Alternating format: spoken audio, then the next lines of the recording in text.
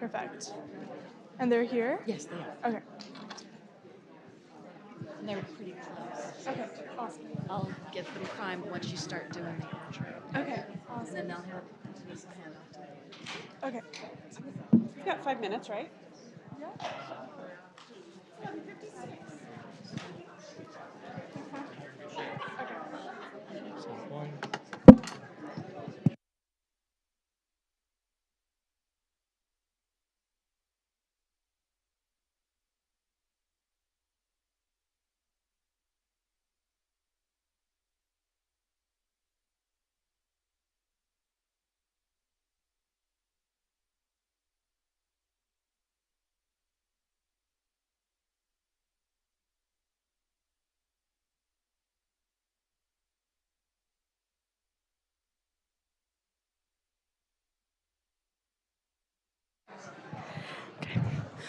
Welcome to today's Hinckley Forum. Okay, perfect. Okay. Welcome to today's Hinckley Forum. My name is Anika Rao. The Hinckley Institute of Politics is a nonpartisan institute at the University of Utah. The Hinckley provides an array of transformative experiences for students through internships, forums, and classes. Hinckley Forums seek to foster public discourse and civil debate on the most current and pressing issues, bringing in local, national, and international thought leaders. Today's post-election conversation is sponsored by the Utah Women's Forum and the American Association of University Women. I would like to start us off by introducing Denise Dragoo, president of the Utah Women's Forum, and Lori Hoffman of the American Association of University Women. I'll turn it over to Denise to get us started.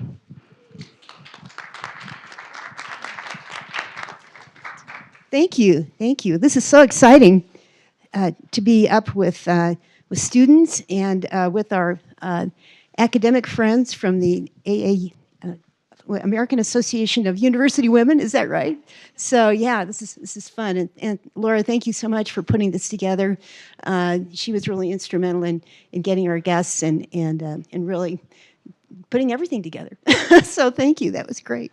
We just wanted to mention that Utah Women's Forum is a group of accomplished women who, from a diverse backgrounds, academia, lawyers, judges, we have business women, and we're all just brought together by the opportunity. We want the opportunity to network and also to give back to however we can. And so in that regard, we're excited to mentor other women, and this is just the perfect opportunity for that. So thank you so much, and we're looking forward to hearing what you have to say, post-election debriefing here. So Lori, do you want to say something for Utah Association of University Women? I didn't know I was going to be speaking. I'm wearing 2 hats today. I'm a member of the Utah Women's Forum. I've been in Laura's shoes before. I was last year's program chair. Thank you, thank you. And it was Laura's idea to bring these groups together. This is a first. We've never done a 3-way before with the students. I can always say something inappropriate. I'm so damn good at it.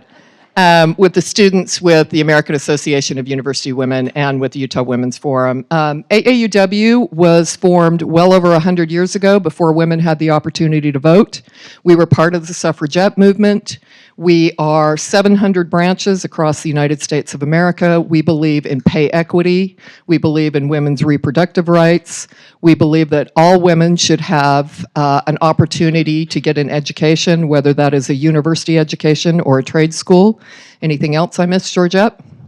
Oh, and we do a scholarship program across the United States for women who are going to school. If I missed anything else, I apologize. Our fearless leader could come up and finish off for me. Yeah, thank you. Great. Thanks, Okay, Denise. good. And, yeah, good to go. Thank you. All right, I think we're good to go. You got a signal for us? We're recording so we can play it on KRCL tomorrow night. I'm Laura Jones. I'm the program chair with the forum, Utah Women's Forum, and we'd love to have folks join, and plenty of folks here to talk to about that. I'm gonna check this really quick and make sure we're all set. I can do a handout.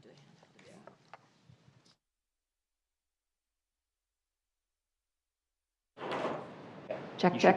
All right, we're on now. We're on now. I mean, I'm loud, but Okay, and also out in the lobby, there's some KRCL stuff. There's League of Women Voters. If you are looking for how to get engaged, League of Women Voters, the forum, and AAUW would love to have you ask any questions, students. They're a great resource for connecting in the community, getting a mentor as well. So we're going to get started. I'm going to let my panelists here, our panelists, introduce themselves. We've got Robert Gerke from the Trib and Morgan Lyon-Cotti from what, just down the hall? Yeah. The Hinckley. It's not even down the hall. We're surrounded by the Hinckley Institute right now. Okay, you want to go first? Sure. I'm Morgan Lyon-Cotti. I'm the associate director here at the Hinckley Institute. I also teach in the political science and public administration programs, and I contribute to the political analysis for the Hinckley Institute, and I think that's why I'm here. We produce the Hinckley Report, we analyze, we talk, we research politics and elections all the time. Robert, Salt Lake Tribune. Yeah, I'm Robert Gerke. I'm a political reporter with the Salt Lake Tribune. I've been there for 20 years now. In the business for 27. I was in DC for 7 years before that. So, and yeah, this is my 15th election that I've covered. So I've seen a few of them, not as, well, more than Morgan has, obviously. But she's the smart one. I'm just here for the hot takes. So it's good to see, good to be here, good to see a lot of familiar faces, and hopefully we have a good discussion. And your social handle where you can get hot takes is?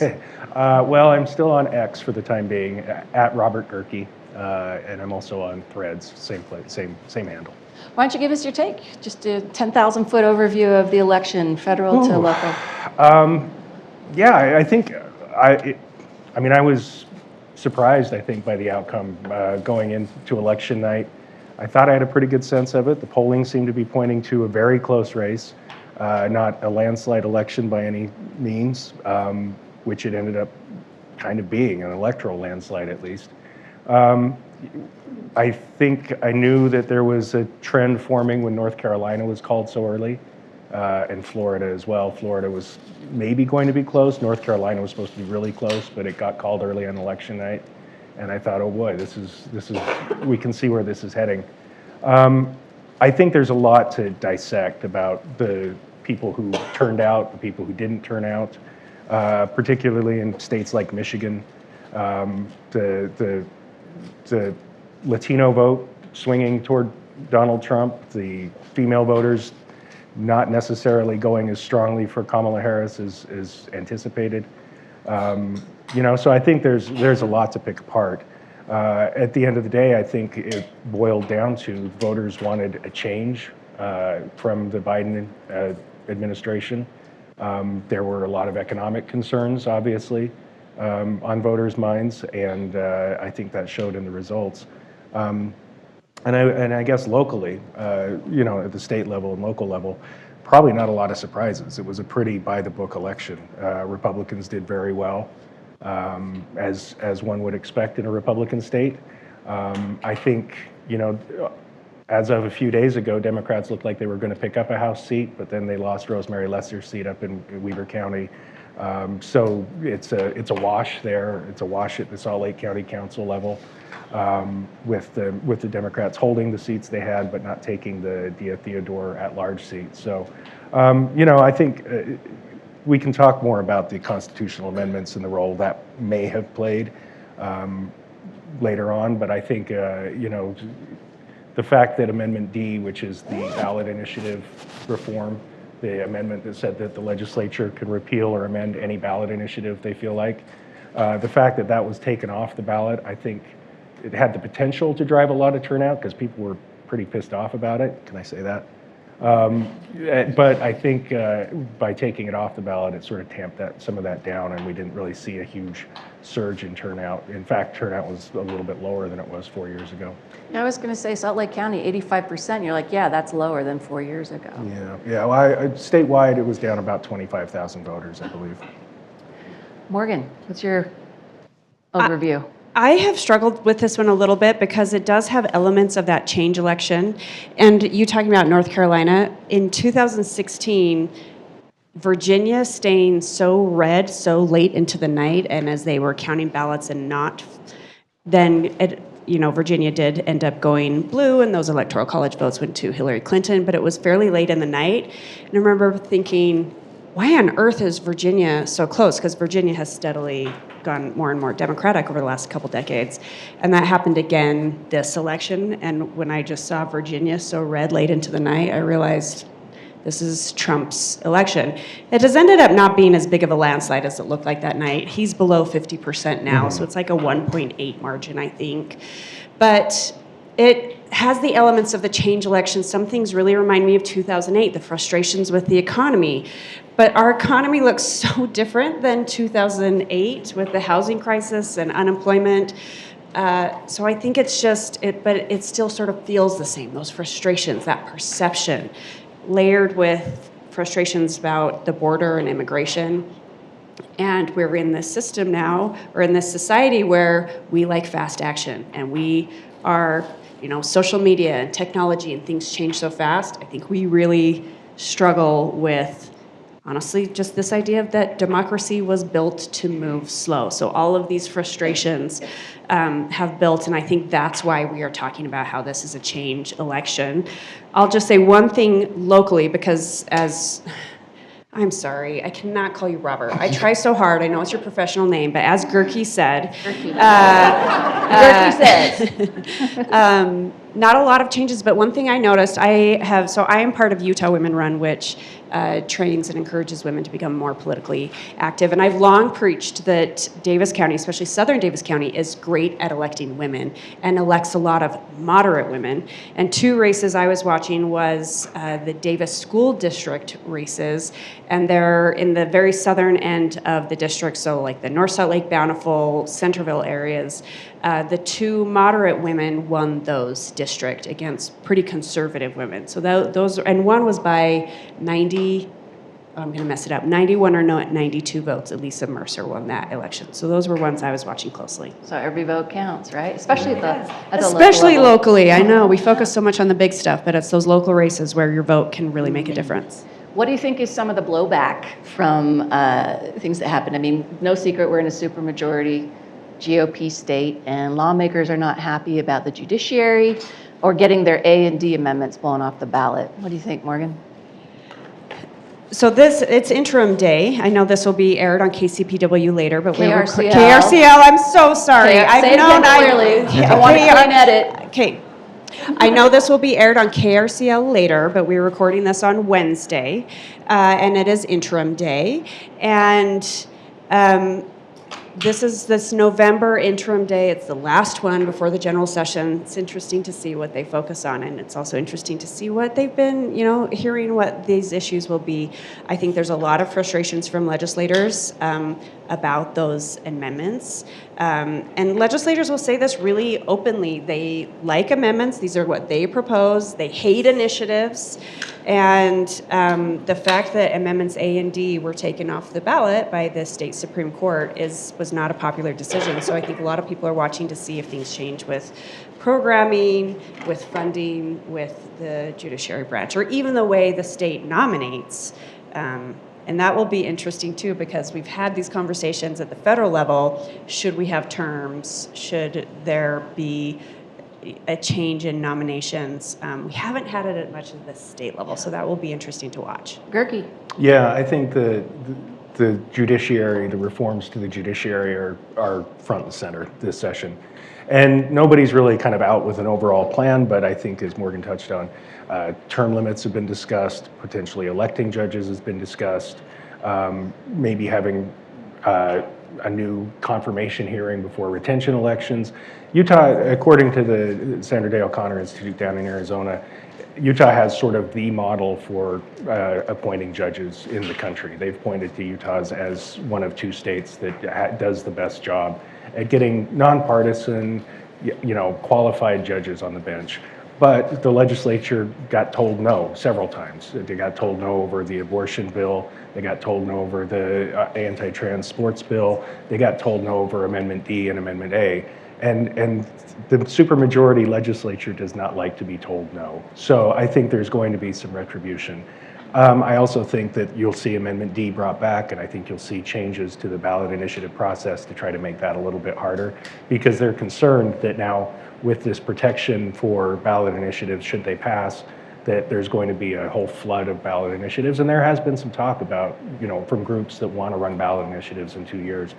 To change the Constitution again, it'll have to wait until 2026 because it will have to go to a vote. So I think in the interim, they're going to be making it more difficult to get ballot initiatives put before the voters. So I think those are some of the big backlash that people are going to be watching for. And then just generally speaking, obviously, Morgan knows universities are in the crosshairs a little bit.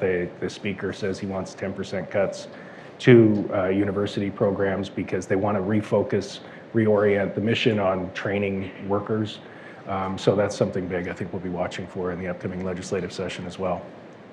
Morgan, what do you think about, or had talks about this, perhaps reorienting, all to serve the workforce needs? Which workforce? I'm kind of curious. So this isn't a new conversation. Universities, the education system has always struggled with this because part of our role is to get people ready for their careers and make sure that they can provide for themselves. And we're sort of socializing people to succeed in the workforce. But there's a lot more to college than that. There's a lot more to higher education. And I mean, that term degrees to nowhere, that's not a new term. That's something that legislators have talked about for a while. But we did see a new audit come out today recently that has been critical of some of the degrees that maybe don't have high graduation rates, or the students graduate and they're earning below the median income. And this is something, I'd love to be like very ivory tower and talk about how, the job of the professor is to just research and write, and then have another professor that lives 5,000 miles away critique that. And I know there's value to that. There's a place for that in this world. But there's also validity to this argument of we've got to make sure people are ready to graduate. And we also, with the impact of student loans on our economy, we've got to make sure people can provide for themselves. So that is Morgan speaking for Morgan of the way I try to think through this, but also providing that context that this is something that we've always struggled with, trying to understand what is the role of education and the value of education. Unfortunately, that's a pretty politicized thing right now, and so it's hard to have these nuanced conversations when suddenly we're looking at it through these really polarized lenses. Gerke, is your degree in journalism?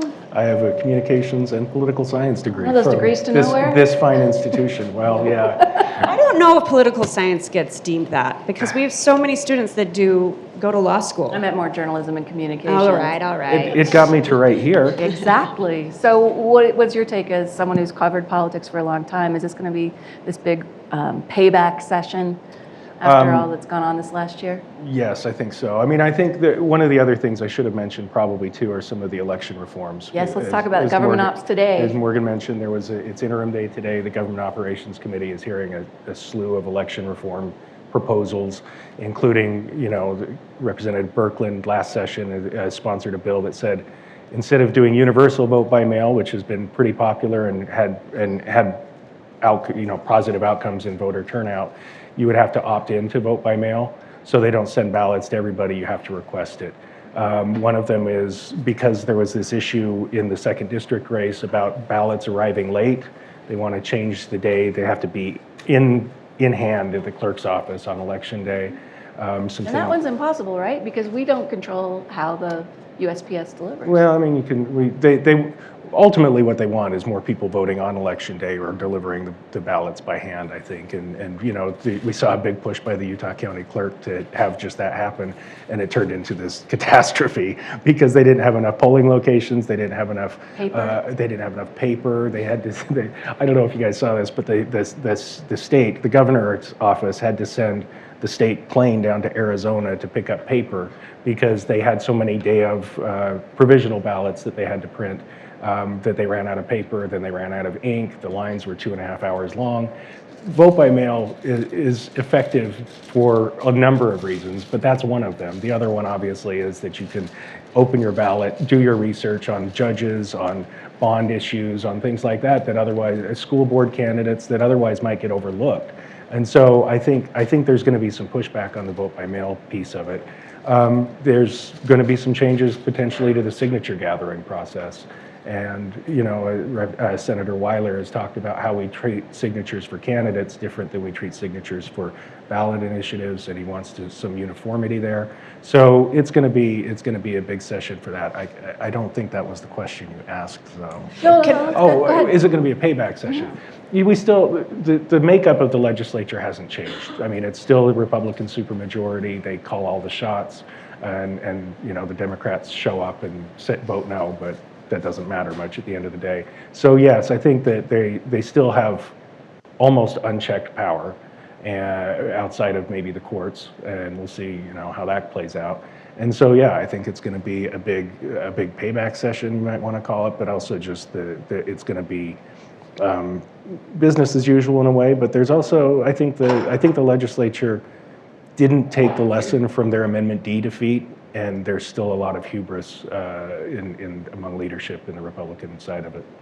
Okay. With this idea of quote unquote payback with elections, we've also seen this over the last 10 years, especially after Count My Vote and the changes to the election or to the signature gathering process. Frustrations, at least at the national level, with vote by mail, those have not been successful in Utah yet. And especially in Utah, the vote by mail movement really was organic, and as in other places in the country, started in rural areas because it made voting so much easier for people who were having to drive sometimes hours to their polling location. A clerk once told me, I haven't been able to verify this, but I sort of got it soft verified by a friend that worked in the lieutenant governor's office who said, that sounds right, but that Utah had one of the longest distances between a voter and a polling location. San Juan County, right? Yes, and like having to even cross water in some places.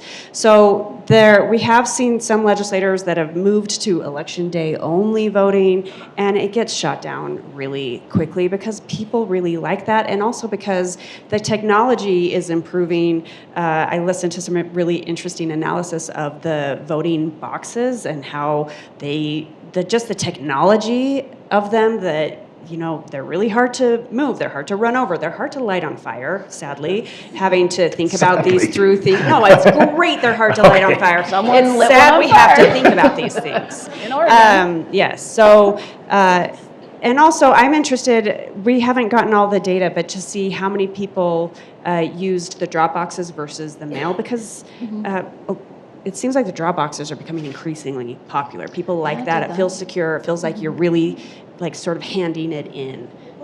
Yeah. Well, and also to go back to more in-person day of voting costs taxpayer money, right? And I don't know that lawmakers have done the math on that. Have you heard anything, Gerke? It is less expensive to do vote by mail because you don't have to staff all the polling places and polling locations. I'd also point out, like Morgan said, vote by mail is really popular in rural parts of the state, and if you look at the turnout numbers from this election and pretty much every election I've looked at, the rural vote, the rural turnout is through the roof with vote by mail. Whereas places like, let's say Utah County, where the clerk says he wants day of voting, they had really low turnout. So I think, you know, it's a benefit to places like San Juan, Garfield, Kane County to have that option available. And Laura, you're right. The cost of doing day of voting and having all of those polling locations have to be open from morning to evening, staffed, and usually with volunteers, oftentimes. But it creates more headaches, more administrative costs, and lower voter turnout. And that's something that we've been fortunate in this state, and I think because with Lieutenant Governor Herbert, going back to Olene Walker, we've had lieutenant governors who are in charge of elections in this state who are committed to getting as many people participating in the process as possible, and they've held the line when there have been proposals that would chip away at that. One of the proposals this session I should have mentioned about the election reform is Representative Wilcox last session proposed taking elections out of the Lieutenant Governor's office and creating basically a Secretary of State office, which we had up until the time we created the office of Lieutenant Governor, by having that Secretary of State run elections, which would be a different thing. And there's some merit to that, frankly. Like we did see this last election, potential conflicts of interest that arise when the Lieutenant Governor is on the ballot and making decisions about election challenges. Representative Lyman, who was a bit of, had some sour grapes about the outcome of his election, raised that issue over and over, and so it'll get some discussion this session for sure. Is Lyman's lawsuit asking for the governor and lieutenant governor to be thrown out of office still going? That's a good question. He had appealed the Utah Supreme Court's dismissal of his lawsuit to the U.S. Supreme Court, but they kicked it back because it wasn't filed properly. And I actually don't. I've been trying not to pay attention. All right, just giving a heads up to our Hinckley team that we're going to go to some questions with the audience, and I'd love to have that microphone so we can get it recorded. And that's about 10 minutes. We're going to start with the gentleman over there with his hand in the air. In 10 minutes, I have just a couple more questions. Wait, in 10 minutes, Arden. Yeah, in 10 minutes, but We'll 10 come minutes. to you in 10 minutes. 10 minutes. Thank you. You're first, though. One of the other reforms that I was reading about is that you would have to have a drop box within 60 minutes of 95% of voters. That still doesn't help in Salt Lake County.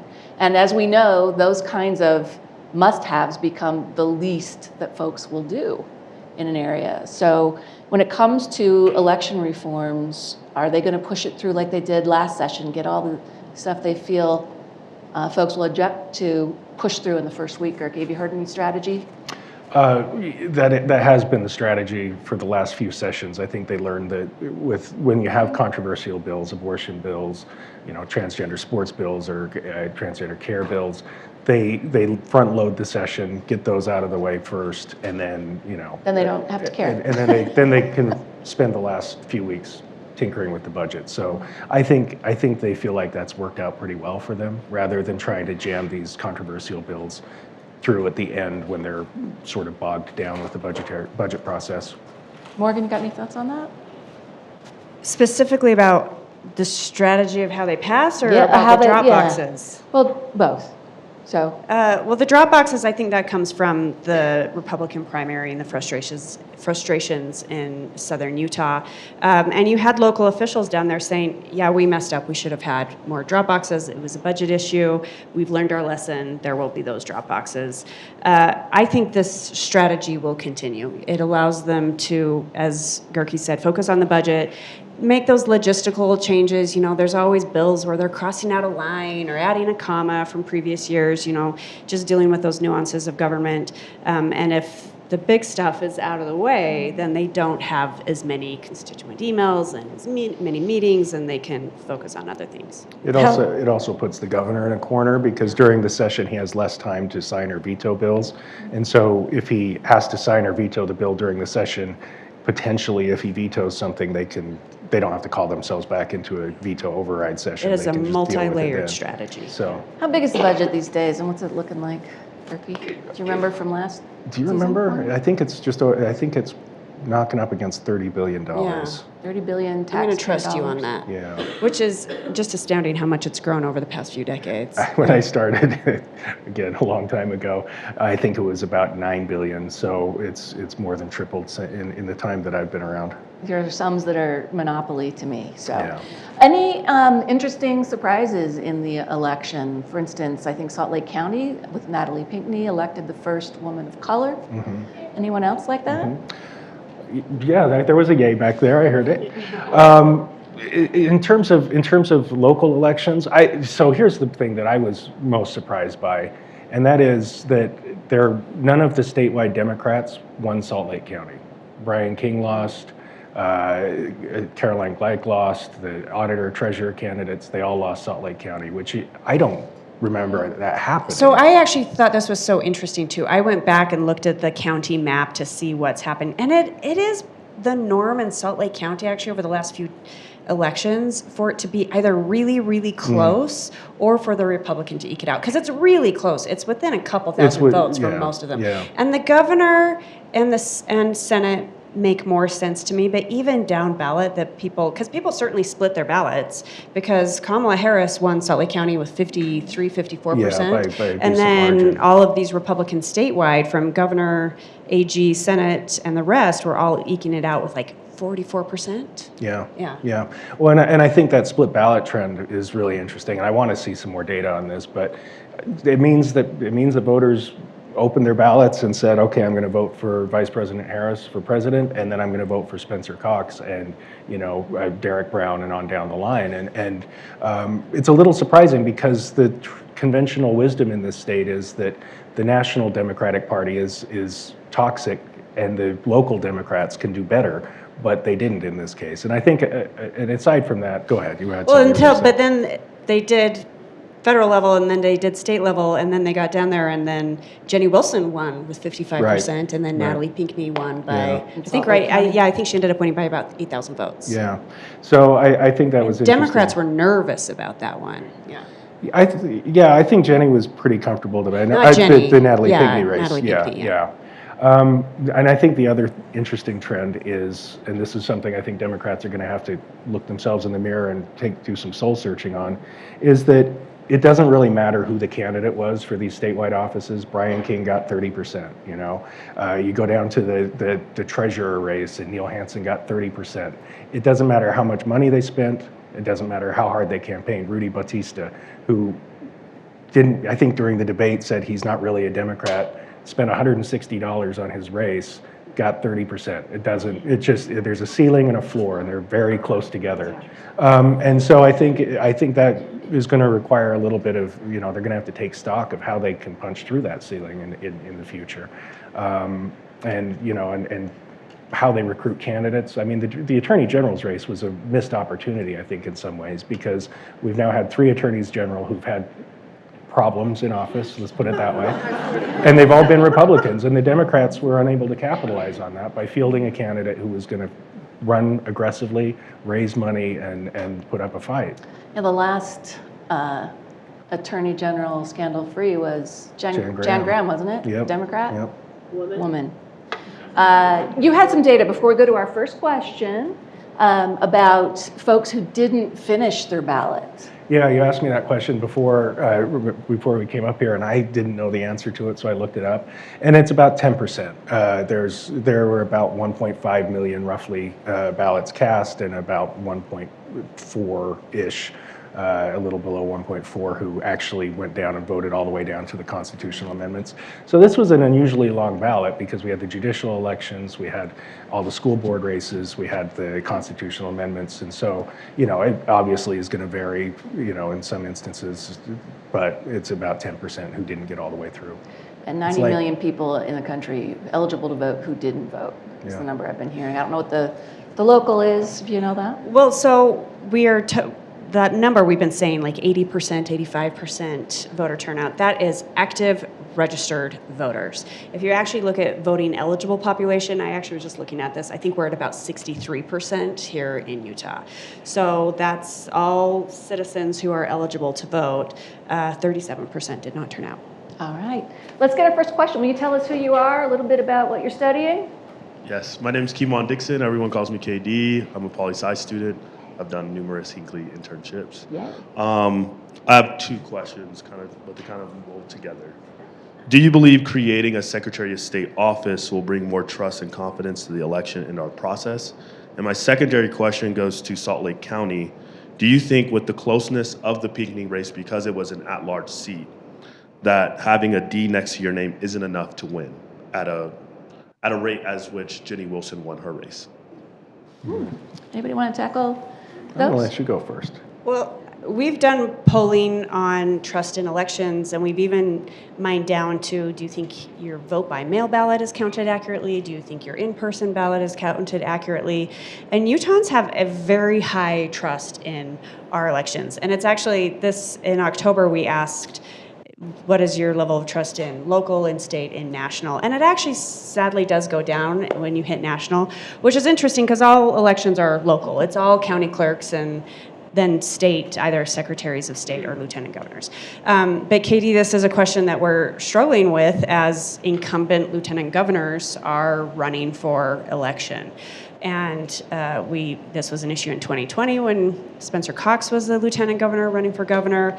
And I've heard even Republicans say, do we need to create a system where they recuse themselves or they try to, sort of step away?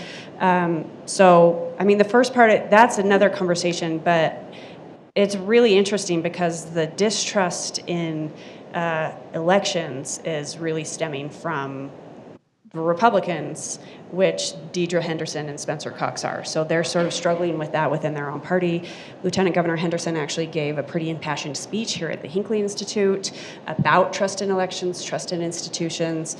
So that's something we're wrestling with, but in general, trust in elections is actually really high in our states, except for a pretty small subset of people. And your second question about having a D next to your name in Salt Lake County, I think that goes a little bit to what we were talking about, is that Salt Lake's pretty purple. This idea when we talk about, well, Salt Lake's just so Democratic.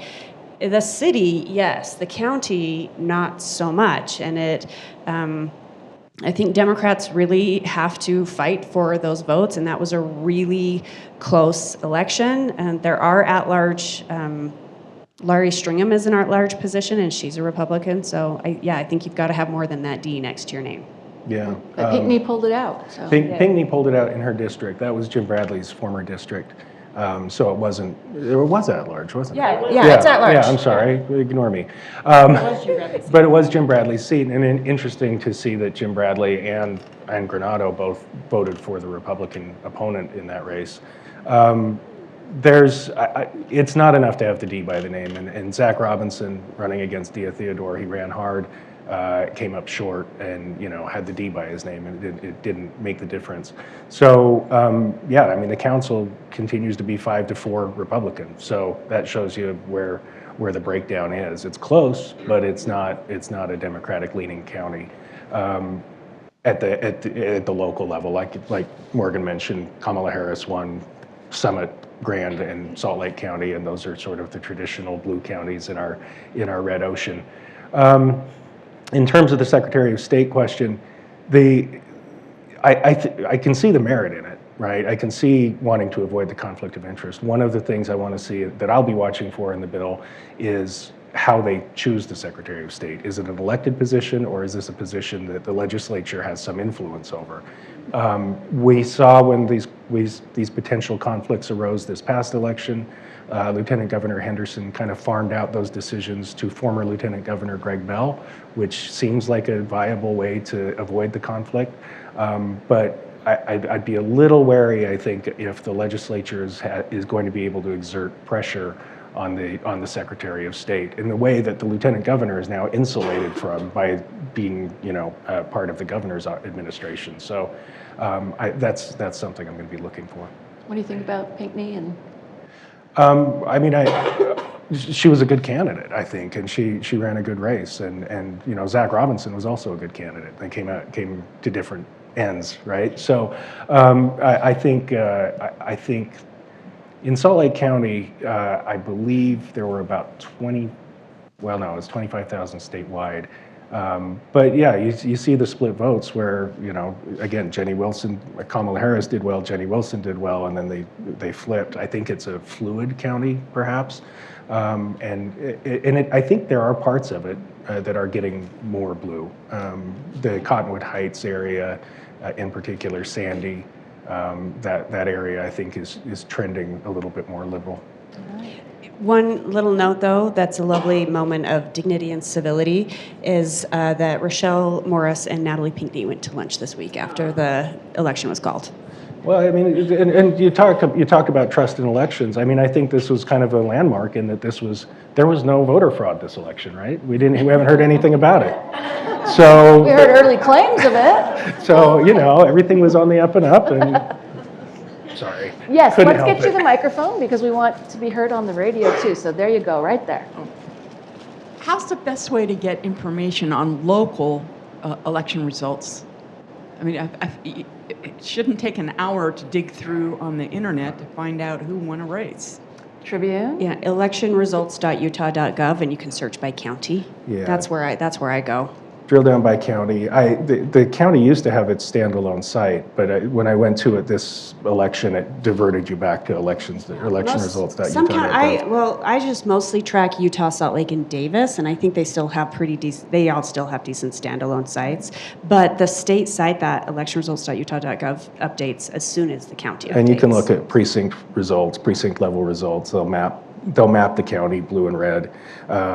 Utah County has a really slick dashboard too for its election results, where again breaks it down by precinct. You can look race by race through it. It's pretty neat for nerds like me. Okay. Arden, right there in the back, and then up here in front. Just educate me a little bit. You talked about the ballot initiatives. The tendency is going to be to make it more difficult. And I thought Utah already had one of the toughest ballot initiative processes in the country. Is that correct? We do. And the fact of the matter is in the 120 years that we've had, 124 years that we've had ballot initiatives in the Constitution, there have only been 7 that have passed. And that includes the 3 that passed in 2018. But they can raise the threshold for signatures. They can make it easier to knock signatures off or challenge signatures.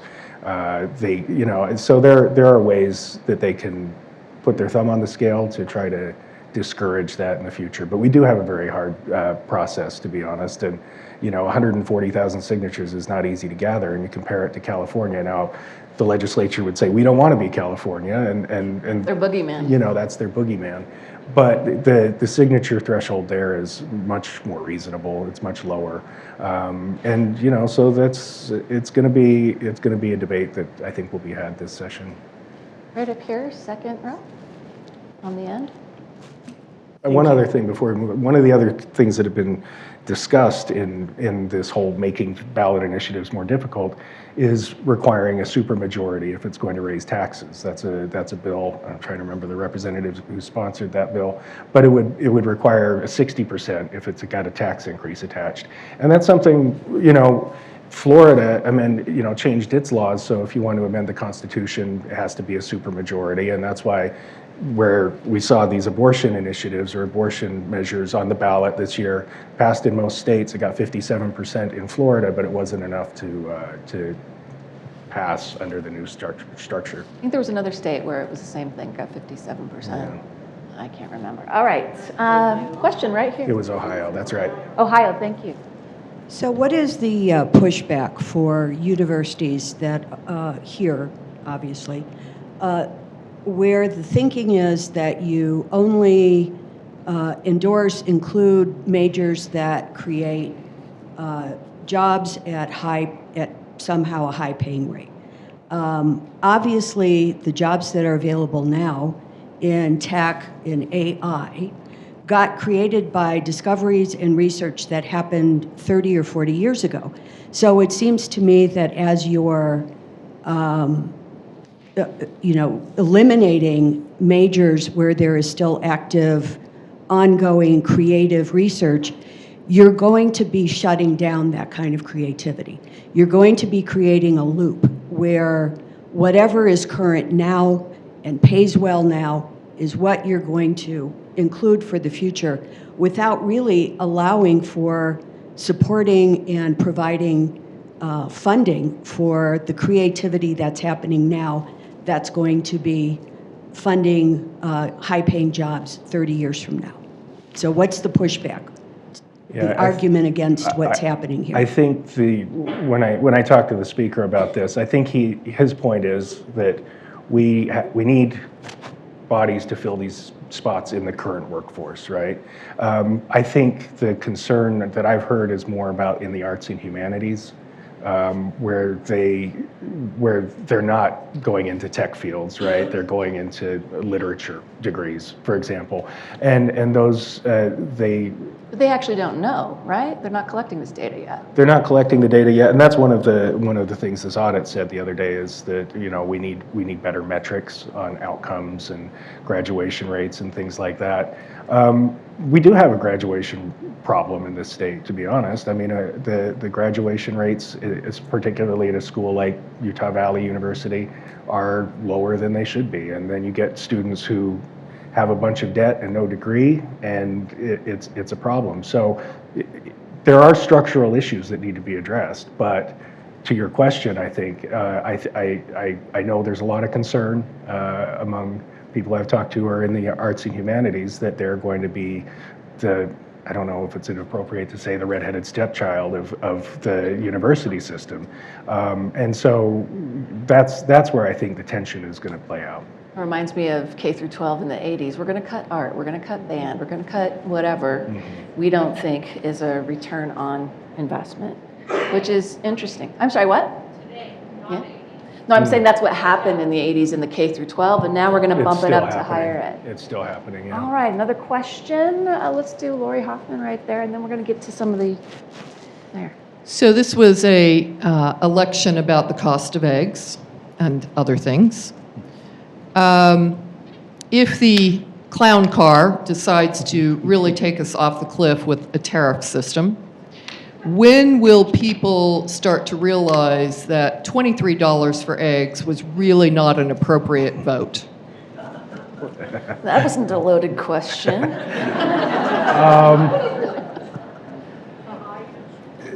So I think one of the advantages that the incoming administration has is that inflation has been coming down steadily. They'll benefit from the Biden economy. Yeah, and I saw gas when I was driving over here at about $3, which is lower than it has been for quite a while. He's going to be inheriting, I think, a pretty robust economy. Unemployment is falling. Economic growth has been steady. So unless the clown car gets driven off the cliff, he should have a pretty good ride for at least a couple years. I think that, he seems to be committed to tariffs. That was his main economic policy agenda, I think, and so there's obviously a lot of smarter people than me that said that would be detrimental to the economy, but I suspect he'll do it, and he'll have free hand to do it because the Senate and the House are both in Republican hands. Although the House has been interesting because I think it could end up with about a 3-vote majority, and he's appointed 3 House members in Stefaniak, Gates, and Zeldin. Is that the other? Anyway, but to be in his cabinet. So I think the price of eggs is going to be more affected if he's successful in deporting 11 to 18 million people, because a lot of those folks are the ones that help collect the eggs. Yep. Morgan, you got any thoughts on this? I just think my brain just goes to the fact that we have become the way partisan politics has changed sort of the way our brains work. The lens through which we view the world is so influenced by the party we have attached ourselves to. And the media attached to it. Yeah, that things could go really poorly with tariffs, with the economy. If we do have high numbers of people deported, things could go really poorly with the economy. But will our brains really take that in? Are we already so set in the way that we view the world? I think a lot of people looked back at 2016 and thought, well, there were a lot of good appointments, there were a lot of guardrails. The types of appointments are vastly different than in that first administration, and I know quite a few Republicans that are pretty concerned and have voiced concerns about the idea of these high tariffs even since the election, or the campaign. I don't know if that influenced the way that they voted, but I think there's a lot of Republicans that are concerned about that as well. Well, isn't one of the top Google searches, how can I change my vote? There was a meme going around about that, but I couldn't verify its origin. All right, who's got a question now? Right over here? We'll go to this side of the room. Okay, go that side, then this side. We'll get you, I promise. Thank you. Hi. Stand up, can't see you. Oh, okay. There we go. Hi. Hi. Question. Do we have any information about the amendments that did make it on the ballot but were invalidated by the so we won't have any idea how many people voted for and against those? I made sure to whether or indicate not. my vote just in case. Yeah, I don't think they'll release that data, but Yeah. I'm very curious about it. And I had asked the LG's office if we could file an open records request for that information, and I think it's not going to be. They weren't even gonna tally it, It's is not what going I to be, understand. yeah, it's not going to be made available. Did B&C pass? B&C both Electing passed. sheriffs? Very, very easily. And what was the other one? Education funding. Yeah, it's going to be about $5 million in additional funding for schools. Upping it from 4 to the 5. public trust lands. Yeah, they both passed with about 80%. There is, I know there was some exit polling done on, the election writ large, and they did ask the questions about how people felt about A and D, so we'll get some barometer. But I don't know when that's going to be. Let's get another one on the side over here.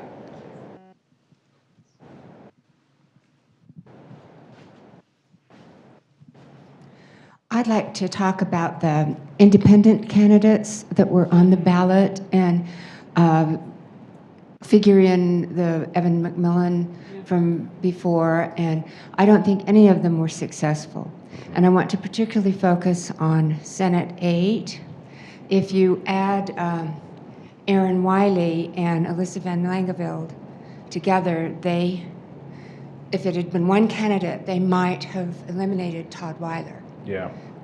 So I'd like you to talk about that. Yeah, please. I think that's when I was watching really closely, and you are right. Todd Weiler won with a plurality of votes, and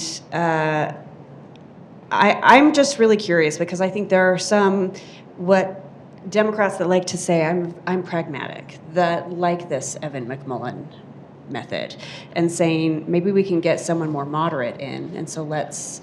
So I was watching that. I was watching to see if Alyssa, who is a city councilwoman in North Salt Lake, who was running as an independent against the Republican incumbent Todd Weiler, and this is like North Salt Lake, Bountiful, Woods Cross area.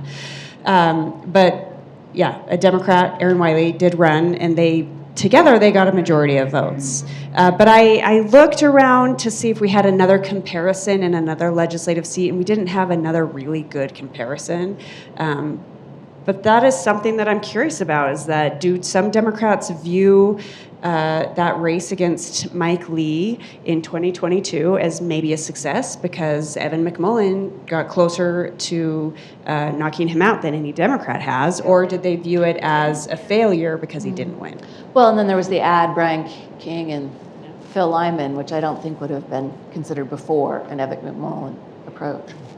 Yeah, that ad was fascinating because it's Y'all know just, what we're talking about? This Ad is the ad where Phil Lyman and Brian King were both on camera, and they said that they disagree on about everything, but they agree that Spencer Cox needs to be voted out, and just whatever it was a purely anti-Cox pitch, which Well, they were disagreeing better. So. yeah. But Cox did win with a majority. He won. He won clear 50%, which is, and Phil got I think 9%, which for a write-in, just the structural obstacles to a write-in campaign are pretty high. But to Gwen's point, I was really interested to see how these independents, these unaffiliated candidates, were going to fare because I thought the Evan McMillan experiment was interesting. And then after that race, they went to those districts where he won.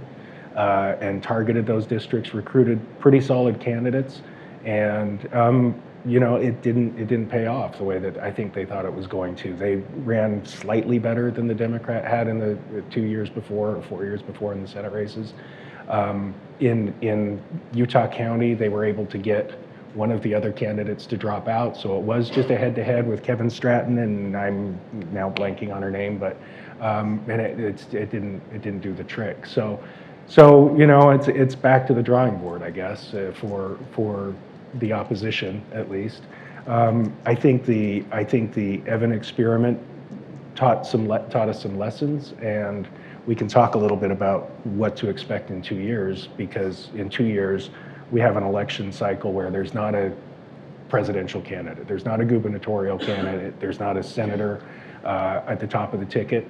So turnout's going to be a little bit lower, and if we also have constitutional amendments like a return of the Amendment D, the ballot initiative amendment, and potentially a number of ballot initiatives that drove a bunch of turnout in 2018 and helped Ben McAdams win that congressional race, there is potential, I think, for it to be a slightly different landscape. And if it isn't a different landscape and we go back to 2028, and the other variable in 2026 is what are the congressional districts going to look like? Because it's possible that between now and then the court will order the legislature to redraw the districts. So there's the possibility that 2026 could be a different looking election, in which case the unaffiliated independent tactic might be a little bit more fruitful. All right, let's go over here. Arden? We haven't talked about taxes yet, and I would be interested if you have heard speculation about tax cuts, which they like to do every year, and how the non-tabulation of Amendment A might have any impact on how they're looking at taxes. There has been some discussion that I've heard. The ultimate goal is they see states like Nevada that doesn't have an income tax, and their ultimate goal is to do away with the income tax. And I know Senator McKay has been looking at some numbers about how they would be able to do that, what it would mean for the sales tax. Right now, it seems like it's not practical to eliminate the income tax because the sales tax would have to be increased exponentially. We don't have a lottery like Idaho. We don't have gambling like Nevada. So where is the money going to come from? But I do talk about allowing the lottery on the border. Yeah, last year, Representative Birkeland had a bill that she wanted to legalize the lottery in Utah and use the money that it generates to offset property tax, to give property tax relief. It never got a hearing, never got out of the Rules Committee, so it didn't get very far. I think there will be attempts to, again, reduce taxes as much as they possibly can. They can't get to zero, it appears, right? But they're going to try to keep moving toward that goal. And that still, with Amendment A being taken off the ballot, that money that they reduce the income tax by would come out of education, public and higher education, and social services for youth and disabled individuals. So, but that's the doctrine of the Republican leadership, I think. We are getting close to time, and I wanted to ask our students here, besides KD, if anybody has a question or a burning thought they'd like to express. Because now is the time. If you're a student, right here, Arden. And then over there, we have one too. Tell us a bit about what you're doing at the U. Hi, my name is Miriam, and I am Right into it, please. Oh, sorry. I'm a business major at the David Eccles School of Business. And that's a good money-making degree. Yeah. You're doing it right. And my question, I just want to circle back to specifically research funding. Yeah, of course. You got to get it. You got to get it really close. But just focusing on funding, my mom works at the University of Utah at the Institute of Human Genetics, and just kind of following the outcomes of this election, how is that going to influence funding specifically for research throughout universities? Yeah, I have a couple friends who are researchers, and there is a push to try to get some of these grants that are in the pipeline locked up in a hurry, because there is concern that, when you talk about Elon Musk and Vivek Ramaswamy doing this Department of Government Efficiency, that there's going to be tightening across the board. I mean, one of the things that we keep hearing from Republican lawmakers is we've got to do something about the debt and the deficit, right? And so everything's going to be on the table. And so there is concern about NIH funding, for example, and what that's going to look like. And with Robert Kennedy running the Department of Health and Human Services, what kind of funding is going to be there for things like vaccine research? So yes, there is a lot of alarm about that, and I guess we kind of have to wait and see how it plays out. Got another student right here, Arden. Put your hand up. Right here. What are you studying? I'm Camilla. I'm a junior, and I'm studying Arabic and political science. Awesome. With an emphasis of international relations. Great. And I actually have a question for you. Could you give us a little bit more information on the benefits that you've gotten personally from the Women of Utah? Oh, the Utah Women's Forum? Yes. Yeah, And yeah. how would someone would join? You know, I'm a child of the 80s, so I'm not much of a joiner. When Barb Guy said, hey, you need to come to this, I did. I didn't know they were going to put me to work, but that's okay. You resemble that remark. What it's done is it expands your social and professional circle. And you can find mentors, people who are willing to be your mentor, because that is what they are there for. And I assume the same is true of the American Association of University Women, and they have scholarships at AAUW.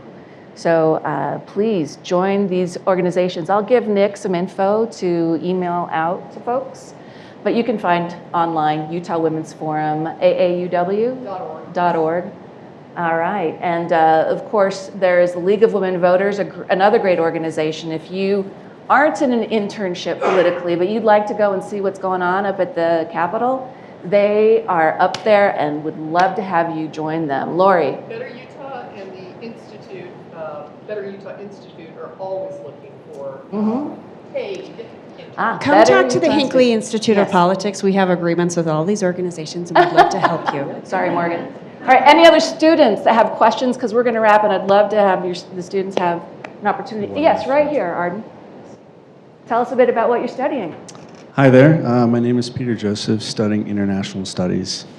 So my question, given the audience that we have here today, mostly women, what are some plausible reasons why women voters didn't turn out as much for Kamala Harris as might have been expected or hoped? Kamala. Oh, there's some conversation happening here. Yeah. Everybody has an answer. Morgan? I'm going to let Morgan. You got answer any this. ideas? So nuanced. First, I think we need to make sure we're talking about separating the women, right? Because this is the same conversation we've had about Hispanic voters over the last decade. It's actually a lot of different types of voters. White women in general, but you divide it between white college-educated women, very different voters, black women, Hispanic women. I think writ large, it's still the same big answers, though. It's the economy, it's that change election, and it's also, I am so curious to see what the turnout numbers look like in the end, because we do have lower voter turnout, but some states broke records for voter turnout, 44-year-long records, basically going back to when 18-year-olds got to vote in the 70s. So, how'd the youth vote break? Do we know that yet? No, it's really hard because we're going off of exit polls, and there aren't really exit polls anymore. They're just like normal polls. Yeah. So, but just in looking at the data in conversations I've had and forums that I've seen with women chiming in, that is what I'm seeing. Gerke? Yeah, I mean, I think you know the data a lot better than I do. So I do get the sense that, but again, both with Latino voters, black voters, women voters, the trends kind of generally end up being the same. And I thought that the turnout was going to be really strong for her because of the abortion questions that were on the ballot in a lot of states, and because of all the targeting that they had done, on the spending millions and millions of dollars knocking doors in swing states, and it didn't materialize. And so I think maybe the reproductive rights question was not as persuasive or motivating as they had calculated it might be. Well, and I saw some interesting analysis that the Harris campaign bet that the abortion measures would help push her over the finish line, when really it was the Harris campaign that helped the abortion measures pass because of that messaging. And also that in the post-Black Lives Matter, post-Me Too movements, we're trying to figure out how to thread that needle of I am running as a woman, I'm running as a black woman, because we've seen the backlash to that. And so whereas Hillary Clinton could run with, I'm with her, I'm going to be the first female president, the Harris campaign shied away from that, except in targeted ways. And I think there is some critique of that she maybe should have leaned further into it. Though, who knows? Yeah. It's all about Monday night quarterbacking here with elections. Lori asked me a question at a forum we did recently, and I'm going to ask you the question to hear your answer. Do you think we'll see a female president in our lifetime? Nick Fuentes says no. I think we may see a Republican female president. I think we'll see a lot of vice I presidents. think Democrats have to figure out how they nominate people because that is just such an easy criticism for Republicans to say, you paved the way for Hillary, Joe Biden rigged it, then Kamala rigged it. They've got to figure out a way to figure out their nominating process. And if Democratic voters continue to choose women or others, maybe. But I think Nikki Haley would have done really well as a Republican. But I clearly, if anybody watched Saturday Night Live over the weekend, there was some jokes about how women are 0-2 in the presidential race, and specifically against Trump. All right, it's time for us to wrap up, and I'm hoping the two of you can just give some advice about this next legislative session, which starts January 21st, how to get engaged, how to make a difference or get your voice out there. Robert? Yeah, I think, we talked a lot about the impacts of the national election, and it's a little bit, feels a little bit abstract. The saying that all politics is local is a saying that's stuck around for a reason, because it is. And, like them or not, these legislators do ultimately have to listen to you. So I think, we talked about today being interim day at the legislature. It's a good opportunity to get up to speed and kind of learn about what's coming up. The legislative website is pretty functional in terms of you can listen to the hearings and get educated. And then there are these groups. You don't have to reinvent the wheel. You don't have to form your own organization to have impact at the legislature. The League of Women Voters, Better Boundaries. There's all of these groups that are already active up there and would love to have more people, more boots on the ground, and trying to put pressure on the legislature. So I think that's the important thing. The other thing I guess I would say is you must be present to win. If you don't show up, they don't know you're there. And so find out who your legislators are and start badgering the hell out of them over issues that you care about, and make sure they hear you. And then I think going forward, if you have a Republican legislator, Republican delegates get 100 times the attention that the average voter does. And so, next time it comes around, if you want to get involved in that way, it's a way to amplify your voice even more. Morgan? Ditto, but do it right now. When Yes. the session starts, they get hundreds. Probably should have started a few months No, ago. feel but great about it's doing never it today. It's never Yeah. too late.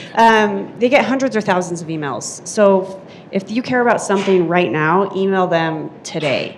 And the other thing I would just love to say, since we have so many women in this room, Utah Women Run had our fall gala yesterday where we honored 5 women with the Martha Hughes Cannon Awards, and it was an incredible day.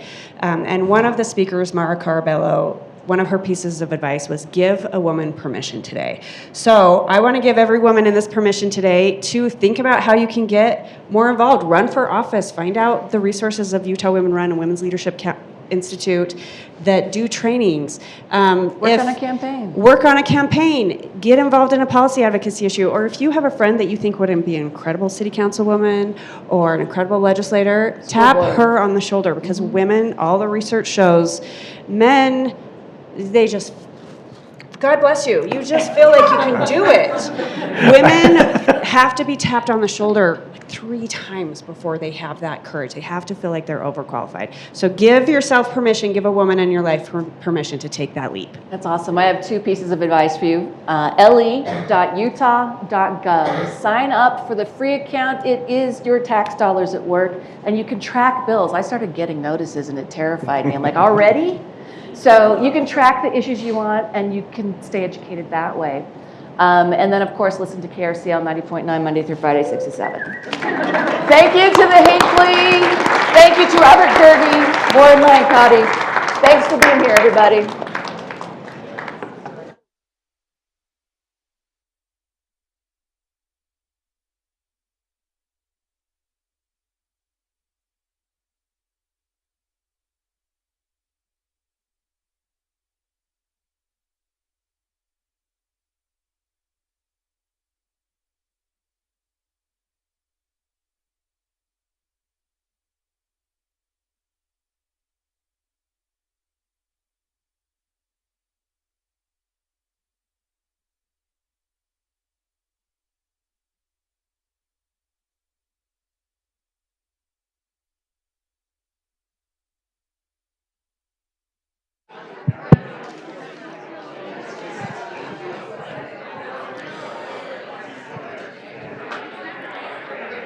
All right, for students and everyone, there's a lot of pizza outside if you'd like to take some to go.